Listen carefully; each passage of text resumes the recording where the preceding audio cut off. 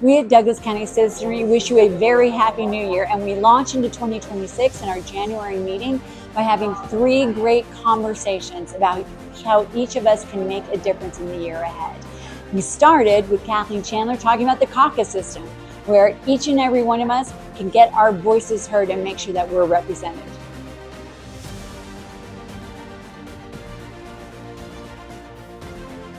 Just want to thank everybody for, can you guys hear me all right? All good? Some nice new digs. Thank you, John Manka, for turning us on to American Bistro. So again, we want to thank you all for being here. We want to thank everybody who helped make this possible. And thank you to Union and American Bistro for hosting us. This is our first time here. Kim, the owner, has been incredible, and we're excited to be here. And again, if you haven't, please order food, order plenty of drinks, and then tip our great servers because they're doing an awesome thing. Now, Douglas County Citizenry is run here's my house cleaning.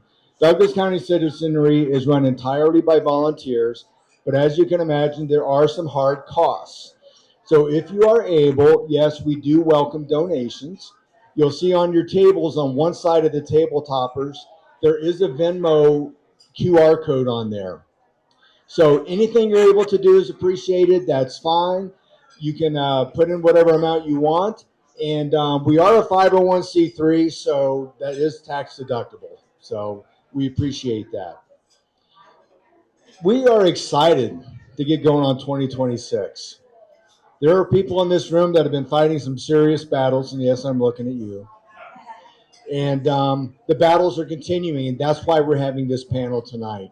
What we can do about it and what we have to look ahead to, be it good or bad. So we're going to have some important topics, and Deborah's also going to let you know about some of the exciting events that we have coming up in the next few months. But before we begin, we want to remind everybody why Douglas County Citizenry exists. Our mission is simple: gathering Douglas County citizens of goodwill to be encouraged, informed, and engaged, so we can stand together for one another's constitutional right to live, think, and speak freely. And we do that with healthy debate, rooted in principles, not personal attacks, no name calling. We are here to grow the party, not to tear it down. Now, we also believe in honoring those that serve our communities and our nation. So any veterans, can you please stand and remain standing so we can recognize you?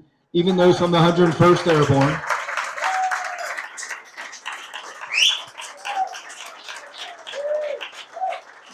Thank you very much. And any first responders, if you can join our veterans in standing. Don, John, come on, you guys do stuff. We appreciate that. Now, if we can all stand for the Pledge of Allegiance.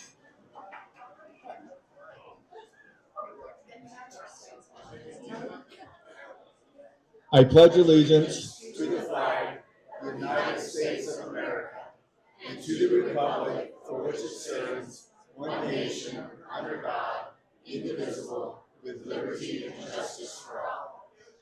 Thank you very much. We appreciate you all being here once again. And now I would like to invite Kyle to come up.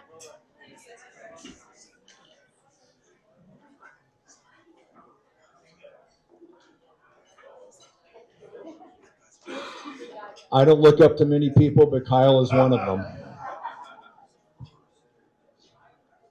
Okay, first off, I'd like to thank you guys for being here tonight.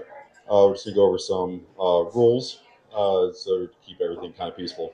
At Douglas County Citizenry, we believe in and welcome spirited discussion and debate, but we do this with civility, manners, and respect. This is why we have these DCC guidelines. Be respectful of others, regardless of disagreement, no interrupting while others are speaking, bullying, harassing, name-calling, or demeaning of others will not be tolerated. Focus on principles, policies, and solutions, not personal attacks. Again, thank you for being here tonight. I'd like to introduce Linda. Somebody else.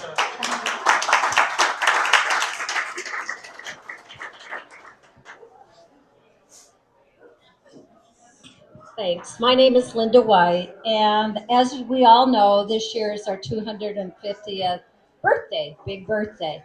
And anyway, this is our 250th birthday. So at each meeting, we're going to try and, fill you in a little bit about what was happening at this time all those years ago. So if we could turn back time, this exact week in 1776, something extraordinary began to unfold. A man named Thomas Paine, an English born writer who had only recently arrived in America, released a short pamphlet that would change the course of history. Paine wasn't a politician or a general. He was a former corset maker, a failed businessman, and a passionate believer in liberty. What he did have was a gift for writing in a way that ordinary people could understand. His pamphlet, Common Sense, started spreading rapidly through the colonies during these mid-January days. In fewer than 50 pages, Paine explained, in plain, everyday language, why America not only could break from Britain, but must. He challenged the very idea of monarchy, defended the natural rights of ordinary people, and insisted that freedom was our destiny. What made Common Sense so powerful was how far it reached. It wasn't written for scholars, it was written for farmers, for shopkeepers, and families. It was read aloud in taverns just like this, churches, and town squares. Some estimates say as many as 500,000 copies circulated in a population of just 2.5 million. That means that nearly every household encountered its message.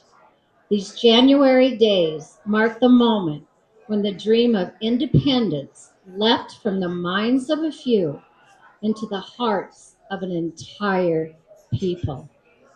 Paine's words helped turn frustration into conviction, and conviction into a movement for freedom. Thank you, Linda. That was wonderful. Well, thank you all for being here. I really appreciate it. By the way, when Kyle was reading the rules, I do want you to know he's with the Sheriff's Department, so don't mess around. Just kidding. Really, we do those guidelines because all of you are here for a reason. You're here because you do believe that we can come together in goodwill, and that is actually the only way we're going to turn things around. How many of you have been to DCC before? Good, almost everybody. I just want to set the stage real quickly. We're going to, I'm going to share the state of the state, and I want to tell you, even though a lot of people had the wind knocked out of them in November. We saw some losses across the country, but we're not very far from turning this around. And when I say that, I'm not talking in a partisan manner. I'm talking about getting back to at least center where everyone can flourish, where we can come together and agree to disagree and discover that the vast majority of our neighbors agree on 80% of things. And when we focus on that, we will not drive ourselves off the precipice. We will begin as what I call the civil center, not compromising on values, but to begin to step back in. I think when we think about that, every single one of us probably knows someone who's ready to give up. We've got to keep them from giving up. Because if we step back, the only voices in our country are going to be the strident fringes, and that will be what takes us to tearing apart the common sense on which this country was founded. So we appreciate your being here. It wouldn't be a DCC if I didn't tell you my personal motto of why we're here, because I love Lincoln. Anybody who knows, he's one of my favorite presidents. There's like a triple way tie, but we'll get in that another time. But when we think about why we're here, I just want to say, I think everyone here knows this. Motives matter. We have to ask ourselves, why are we here? Why are we fighting? What is it that we want? And if it is not for the common good and the best of our fellow neighbor, then we're in it for the wrong reasons. And I love that in the second inaugural address of Lincoln, 1 month before he was assassinated, after he just witnessed hundreds of thousands of Americans kill each other on the battlefield, here's what he said. I don't know about you, but I would have been tempted to say, what the heck with all of you? You don't deserve me. I'm checking out, right? Or he could have shaken his fist at the anger that drove us to this place. Instead, he said this: with malice towards none, with charity towards all, with firmness in the right as God gives us to see the right. I think that's our winning strategy to take Colorado back and our country back. Because if our neighbors know we don't hate them because they disagree, if we let them know instead we're doing it out of love, we really want their best and we think our policies will make their lives better, and with the humility to know that only God can really guide us on the right, we don't have necessarily a de facto stranglehold on that. So that's the spirit of this organization. Think about that person you know of goodwill that is about ready to step out of the arena and invite them next time. We hope to outgrow this place and just maybe expand into the patio. We're going to have some large events. Jonathan was talking about that. As we get in further into the electoral season, we will be holding forums for our gubernatorial candidates. We're going to be holding forums for our commissioner candidates. And we're going to be doing it in a way where they are asked the questions that do not push them into strident fringes, but instead let them convey to the citizens why they actually care about the things that impact their lives every single day. So we'll be doing that. We're going to have some other great forums. So stay tuned. If you do not receive our emails, please do sign up so that you can get them. And you can also scan the QR code on your table. I want to share some statistics with you before we get going, because today is going to be about what we can do in 2026. We're not defeated until we give up, and there is so much that we can do. We're going to hear from some amazing people that are doing some amazing work. But I want to share two polls that came out. We know that in Colorado right now, there's not one statewide elected Republican. Now, you can be here as an independent. You can even be here tonight as a Democrat. But when there is not balance in a state, no one is served for the greater good. But despite that, I want to share some statistics. There were two polls that came out last fall, and I'll try to not glaze you over with numbers. I'm just going to give you the high points. One was by Magellan, who does a great job not imprinting on people what we want to believe about them, but actually finding out where Coloradans stand. And this was confirmed by another poll that came out in December called Let Coloradans Vote. And it's very interesting where our country is heading. And I want to say this. I agree with George Washington. He's one of the three that is tied for me. I agree with George Washington. He said the two-party system will be the death of the republic. Now, that does not mean that I am not a Republican. But when we adhere to that more than we do to the things that will help everyone's lives be better, we have what is happening today. In Colorado, 49.7% of voters are now independent. If you talk to them, they prefer to be called independent, not unaffiliated. Many people have said, oh, that's just because they get registered the driver's license and that's just their default. It's actually not. 86% of them say, I choose to be independent because I do not like the extreme nature of both of the parties. That is the truth. And I'm sharing this because a lifelong Republican growing up on Lowry Air Force Base, I only want to know the truth, and I don't know about you, but I don't want to waste one more second pretending I know where we are instead of looking at it really and seeing what we can do.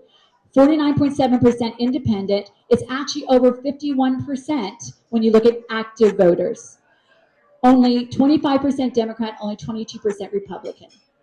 There are people out there who say terrible thing about independence and say basically the heck with you. If we do not understand that we need to win over our neighbors, we're done. 22%.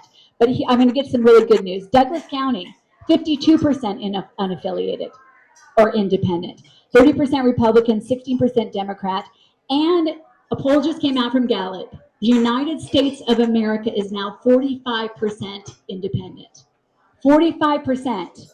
If we look at our country and we see what's happening, we actually have a huge opportunity. Huge. They're rejecting stridency and extremes, and we just need to persuade them that we're not extreme. We're constitutional. We're conservative. We believe in smaller government, flourishing of individuals, free business, raising your kids according to your own values. Those things resonate.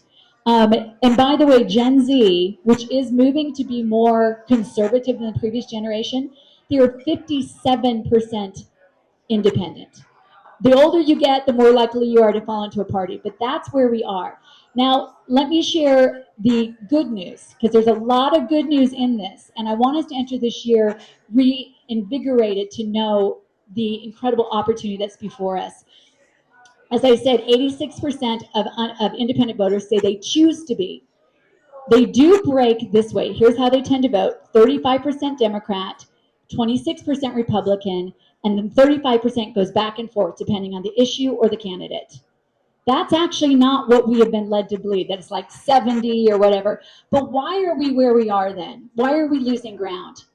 They actually dislike Democrats more than they do Republicans. They're actually more upside down. They don't like Polis, they do not like Hickenlooper, they do not like Michael Bennet, but it comes down to one thing.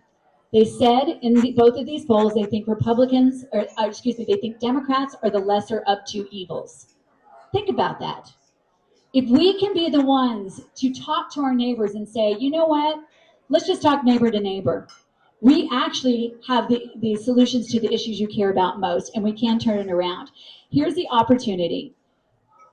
Basically, 41% of Coloradans think, 41% of independents think Colorado is going in the wrong direction. We have the evidence. We are now 50th in housing affordability.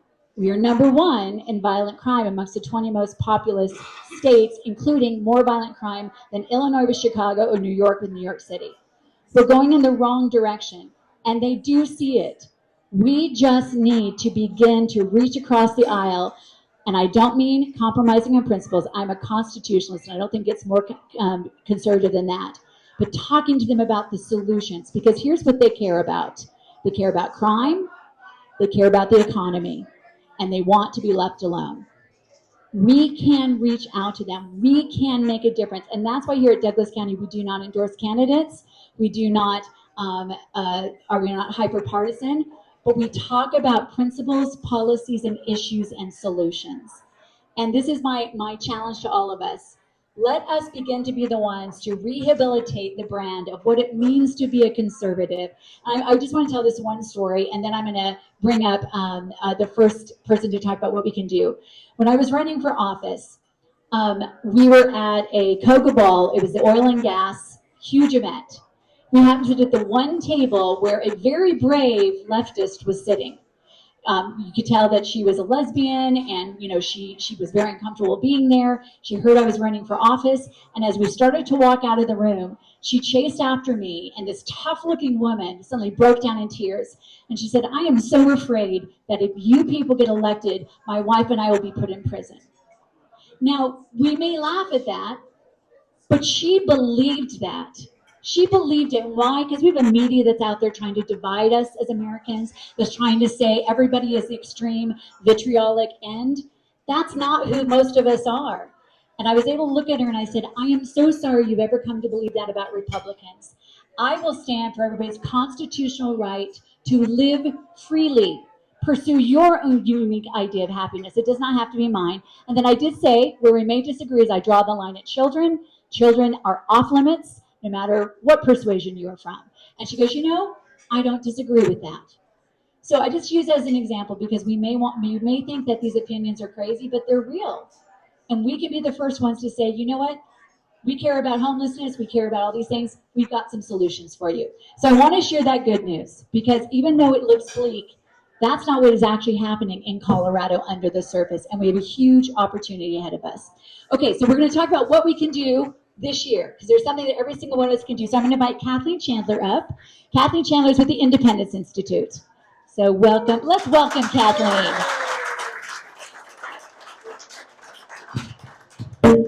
So how many of you know or have been involved with caucus? How many of you know or have been involved with caucus? We are one of those odd states. I think there's about 13 of us that do things very differently. And so we're going to talk about this not because we're getting down into party politics, but because this is one place that you can make your voice heard. So, Kathleen, what in heaven's name is caucus? Well, it's first of all, I do work at the Independence Institute, but they are a nonprofit organization, and so I have to give you a disclaimer that I am talking on behalf of me. not the Independence Institute, although I did put a magazine on your table. And there are a few copies of this. You might want to look at it. It gives you an overview of what I'm going to be talking about. He who knows the rules wins. Okay? So that is the number one thing. We got to know the rules of how to work, how to do things. And caucus is, well, first of all, Colorado has two systems. We have a primary system and a caucus system, and they're interrelated. Caucus, if you look here, caucus is where the grassroots Republicans shape the future of the party in Colorado. It is the first step in selecting your state and local candidates. So when you walk into the booth, we don't do that anymore. When you get your mail ballot, the first thing you're going to say is, how did these people get here? How did they get on the ballot? I don't know. Because most of the time we just think it's a party insider thing. Well, no, you have an opportunity to help select the people that are on the ballot. And so we need to back up even farther and figure out how to do that. So there are some important dates and locations. A caucus is a neighborhood gathering. It's your precinct. Okay, and in this document too, I tell you how to find your precinct number so that you can go to the appropriate meeting place. And the caucus will be held on March 5th this year here in Douglas County. Each county has to hold their caucus between March 3rd and March 7th by law. I live in Arapahoe County. I think ours is the same day. Oh, ours is the 3rd. Okay. Is it a Tuesday night or a Wednesday night? Yeah, something like that. Anyway, each county has to hold it between those dates. And then from there, the state will also hold their assembly. And I've got those dates on here as well. And by the way, those handouts are on your table. Yes, they are on your table. Here. I have some extras. You may already know this, but you don't have to memorize it. Yeah. And so I just want to encourage you. There is a process so that you can hear your voice heard about how and why and who gets on the ballot. Because that is where we can actually affect a lot of things. So caucus is where a precinct committee person, a PCP, is elected. And that is the smallest geographical region, the smallest area of the party. The PCP is actually the grassroots. It's the roots of the grassroots, I say, because that's the group that actually gets their neighborhood, a geographical region, usually about 1,200 voters total. But your job is to get the Republicans that are in that precinct out to vote. Because as the candidate who gets elected eventually on the primary ballot, they need you to do that because they have to talk to the very people that Deborah was talking about, the unaffiliated, the independent voter. And so if they can't get you and your precinct out to vote, they will lose.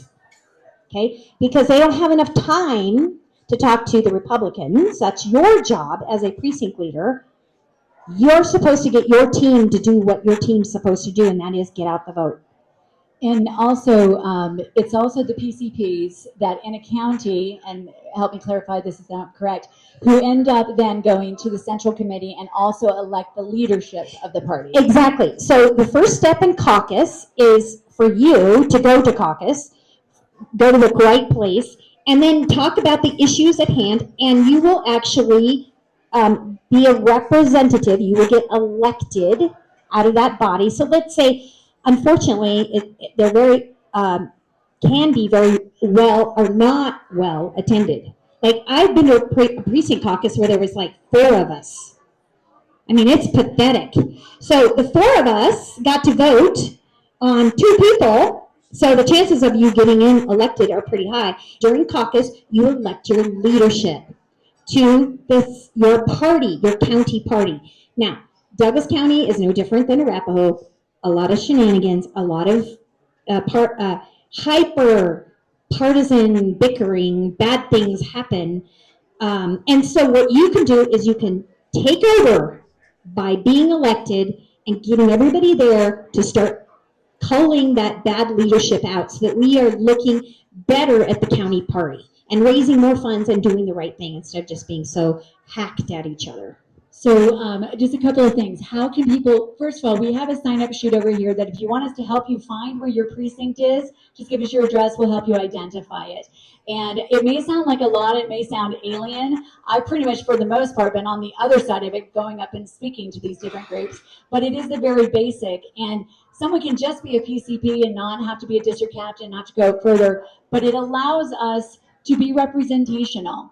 If you feel like your voice is not being represented, this is the opportunity right here in your own party, in helping candidates, etc. How do people find out where their precinct is? They need to go to the Secretary of State's website. It's really simple, and I actually put a little thing on here because you will get a huge number. Your precinct number is actually rather large, but each digit identifies something about where you live. Remember, this is about where you live. So, you know, my example here is I live in the 4th Congressional. I live in Senate District 28. I live in House District 40. My county code is 03, alphabetical Arapaho. And my precinct number is actually 343, which includes my county. So all of those digits mean something. You need to find that out so that when you go, you know that you can participate in Congressional District 4. What does that look like? Lauren Boebert is going to be on the ballot. How did she, and if she has a primary, I don't know. Nobody's announced, but that doesn't mean anything. Somebody could announce it at any given time. And so it'll allow you to, if you're elected as a PCP, it'll allow you to go to that convention to support Lauren Boebert, or to support whoever's going to be there. And at that convention, you will then vote on whether she gets on the ballot.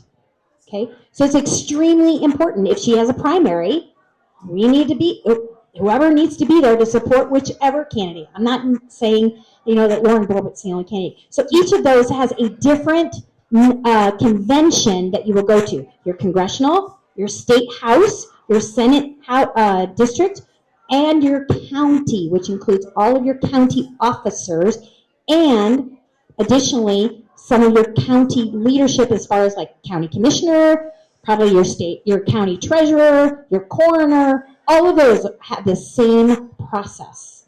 And when you're there, and this is a lot, so don't worry, you'll have these. That's why you have a handout. Yeah. But when you're at caucus, you can be elected to be a PCP, but then to be a delegate to CD4, for instance, you have to vote. You have to be voted on to be a delegate. Is that correct? You do. Okay. You do. And at that meeting, you will, again, I mean, there could be as few as 4 of you, or there could be a lot more, I don't know. But the idea here is that you represent your precinct.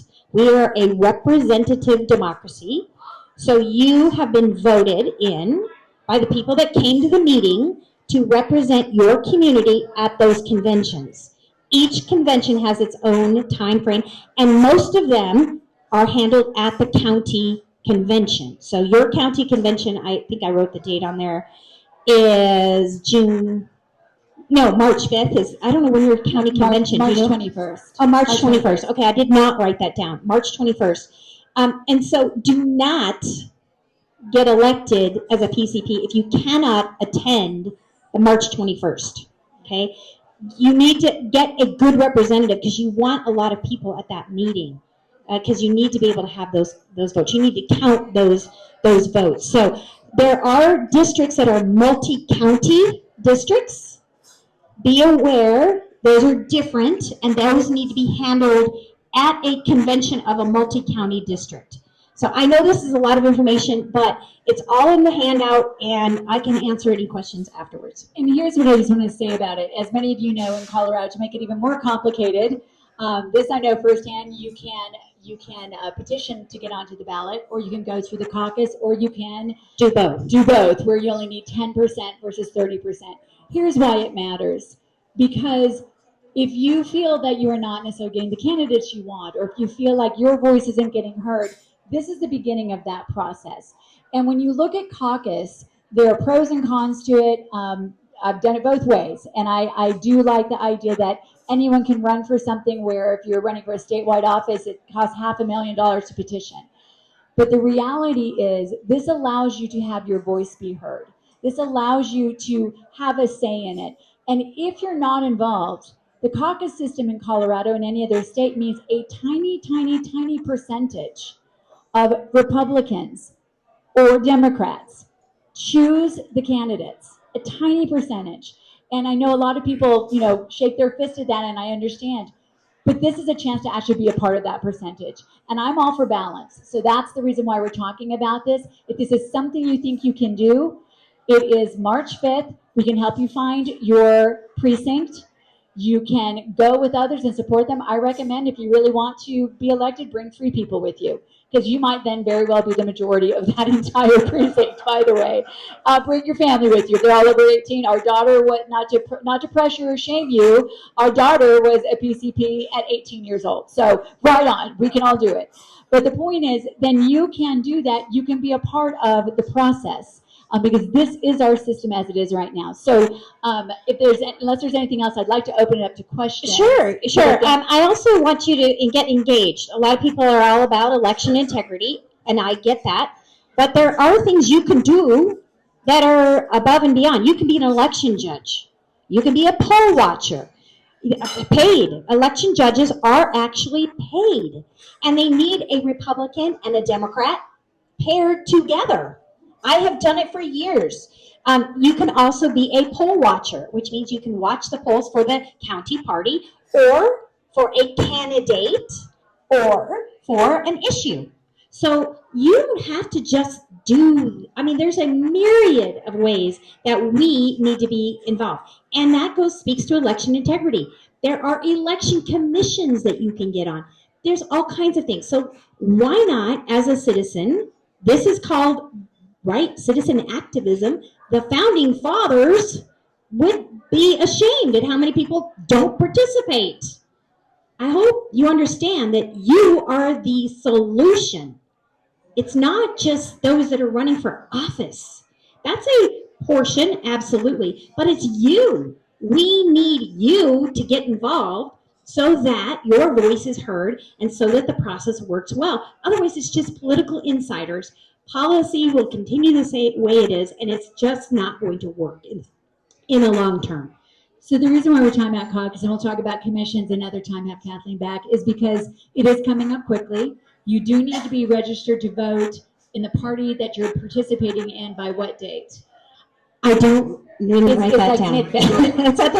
It's 22 days ahead of time. Yeah. So if you are one of those people who has been voting, let's say Republican, and now you're independent, if you're interested, you do need to re-register. Just know that. You do. You have to register for a party in order to participate in that party's caucus.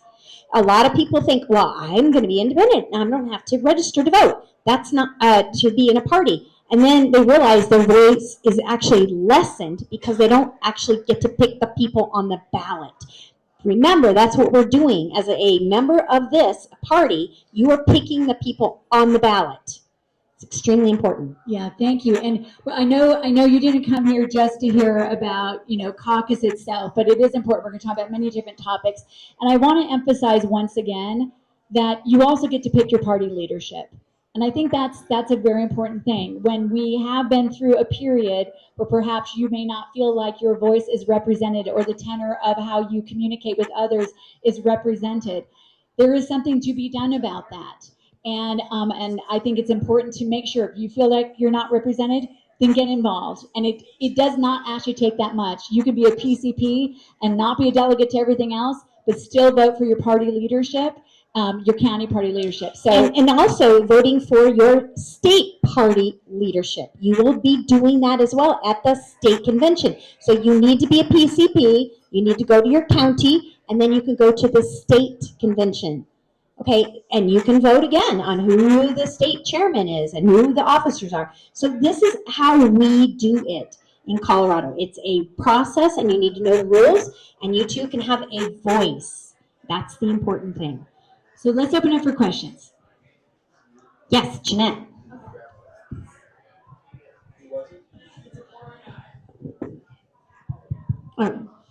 Do you, Yes, Robin. in all 64 counties, some may do it different, but in El Paso County, you must become a county delegate in order to qualify to run for any of the other higher assemblies. That is true in almost every county. So what happens is you become a PCP, you get elected to go to your county party, and from your county party, you have to be either elected or you can be elected at the caucus to go to the other assemblies, the higher assemblies. And remember, assemblies happen for every single office holder. Your county, your state house, your state senate, the congressional as well. Okay, other questions? Jeanette. The other question is about handicap access required at the caucus. There was a law passed by the Colorado legislature last year. Yep. And there's supposed to be guidance coming out from the DC GOP to those people that are running their caucus of what they have to do. And if somebody comes and demands and tells them they don't have handicap access, I want to have, I want to have virtual at my house or whatever, they're supposed to provide you with the access and someone to talk to, because you can be sued and held accountable. Right. I don't know all of what Douglas County is doing. In Arapahoe County, where I'm from, we are no longer having in-home caucus meetings, which is a travesty.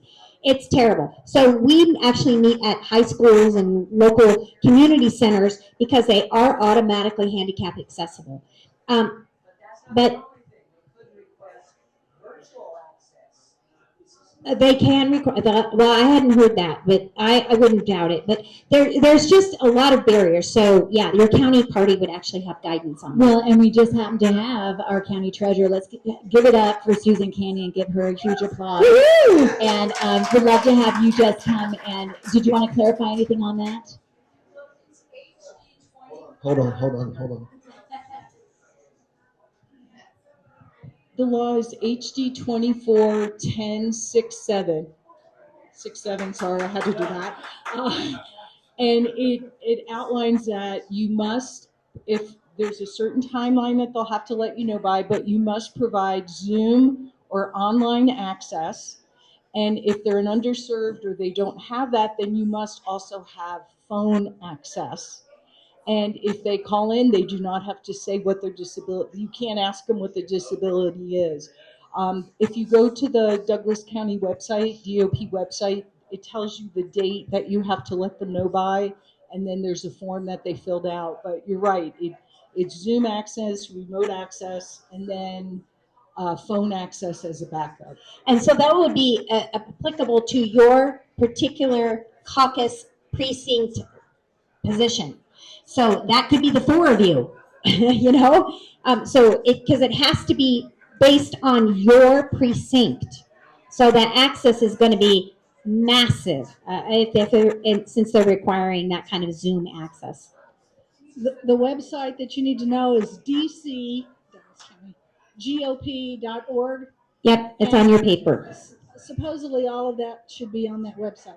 Okay. Part of it is, I looked at it today. I'm not sure if I got deep enough, but your county party takes the lead on this. So make sure you know the rules, again, before you go, including making sure you're at the right spot, at the right location with the right precinct number. Because if you are not, you will not be able to vote.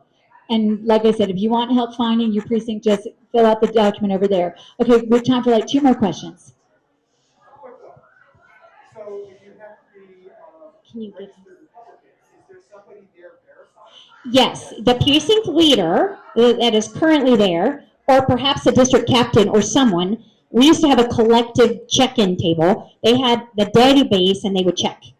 Because you have to have your voter ID number, which most people don't know. They have to have that in order to fill out paperwork for all of the election. So absolutely. Well, no, well, yes and no. I mean, you don't have to, but your address will pull you up if you're a registered voter, and it'll be there. Okay. Well, your ID, as far as like your driver's license, yes, but you don't have to know your voter ID number. They will have that on a database, but yes, you must have an ID. I mean, you can't just walk in and claim you're somebody. Yes, but Jeanette. You don't need to know your voter number. Jeanette, yeah. Right over We'll just take one or two more, and then we've got a amazing full program. We've had non-Republicans show up at caucus and thought they could participate, and we told them we're sorry they couldn't, but they can sit in the back of the room and listen. They just cannot vote or participate. Correct. And that is important to know, because if you have a large group and you do stuff by voice vote, you need to be careful. So I usually had a name tag, and I would actually write, something on their name tag that would distinguish them, so that they knew where to sit, and we could ID them easily. So people are allowed. It's a public meeting. People are allowed, but they cannot be disruptive. Okay, last question. Yeah, they can't vote, of course, because they're not a registered Republican, so be careful. So I have a question about, how do you find your House district meeting? Do they meet? Yes, they Because I do. went on the website for Douglas County Republicans trying to find the 45th district. There's no information. Well, that's anywhere. the fault of the county party. Every district has a chairman and a vice chairman, and those are elected at those meetings. So your chairman or vice chairman of your House district, of your Senate district, should be holding meetings so that you have an opportunity to talk. John Carson should have a House or Senate district chairman, and that person should periodically be sending out emails and getting the vote out and helping John and all of that. So yes, that should be part of the Douglas County GOP. Great. And here's the last thing. First of all, let's thank Kathleen for all this information, and there's a handouts there. So thank you. And we could have, pie charts and graphs and all that sort of thing, but we want to talk about a lot of things we can do. But also be thinking about this. I'll just use, the CD4 primary last year. Was it just last year, 2 years ago? Who knows? Blissfully have forgotten whenever that was. But we had a 25% voter turnout. 25%. That is not how a republic survives. And so be thinking, if you know someone that you also think should get involved, who maybe is fed up, maybe about to walk out, who thinks that their voice is not being represented, this is a first step. So please consider it. Please consider being a PCP so that your party, we're nonpartisan here, but your party also represents your voice. Okay, thank you, Kathleen.